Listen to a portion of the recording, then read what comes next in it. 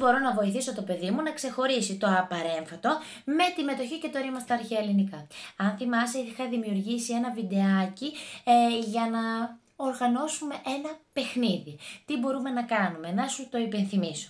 Παίρνουμε καρτέλες συγκεκριμένου χρώματος, γράφουμε το μέρος του λόγου που σου παρουσιάζει το βιντεάκι, πατάμε play και στο βίντεο αυτό παρουσιάζονται τα αντίστοιχα μέρη του λόγου που προανέφερα και τα ουσιαστικά. Οπότε το παιδί κάνει μια αντιστοιχία του χρώματος με το μέρος του λόγου που βλέπει και καταλαβαίνει σιγά σιγά ποιες είναι οι καταλήξεις των απαρεμφάτων, των μετοχών, των ρημάτων κλπ.